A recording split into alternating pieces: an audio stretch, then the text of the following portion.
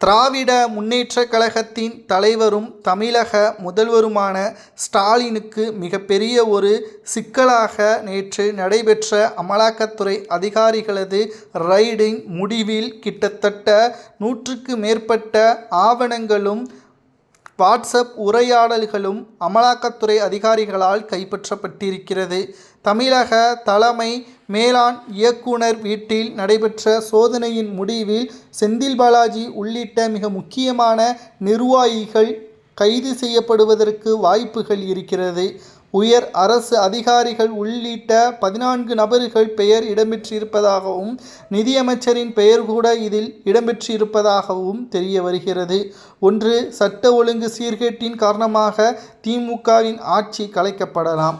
ஏற்கனவே ஜனாதிபதி முர்முவுடன் பிரச்சனையில் இருக்கக்கூடிய ஸ்டாலின் அவர்கள் இந்த பஞ்சாயத்து நிச்சயமாக மத்திய அரசு வரை போகும். டெல்லியில் எப்படி இதற்கு முன்னாள் முதல்வராக இருந்த அரவிந்த் கெஜ்ரிவால் தமிழகத்தில் நடைபெற்றது போல் மதுபான ஊழல் வழக்கில் சிக்கி சிறைக்கு சென்றாரோ அதேபோல் தமிழகத்திலும் நடக்க வாய்ப்புகள் இருப்பதை நம்மால் பார்க்க முடிகிறது.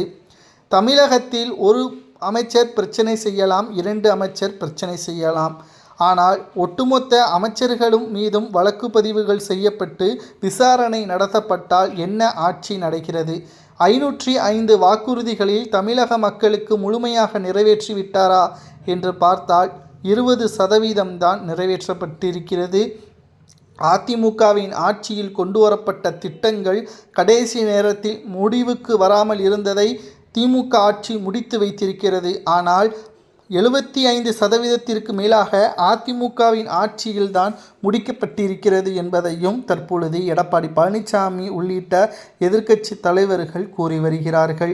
தமிழகத்தை பொறுத்தளவிற்கு மிக முக்கியமாக நாம் பார்க்க வேண்டிய விஷயம் என்னவென்றால் மிக மிக மோசமான ஒரு செயல்பாடுகள் திமுகவின் ஆட்சியில்தான் நடந்து கொண்டிருக்கிறது.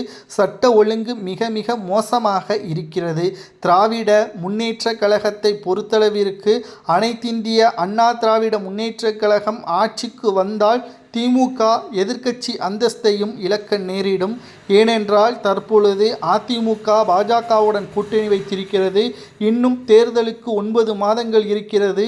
இறுதியாக தமிழக வெற்றி கழகமும் அதிமுகவுடன் கூட்டணி வைத்து 60 தொகுதிகள் வரை சீட்டுக்களை பகிர்ந்து கொண்டால் நிச்சயம் 2011 நடந்தது போல் 2026 நடைபெறும். அதற்கு முன்பாகவே பல்வேறு துறை சார்ந்த அமைச்சர்கள் சிறைக்கு சென்றால் என்ன தண்டனை கொடுக்கலாம் என்பதை கமெண்ட் வாயிலாக கூறுங்கள்.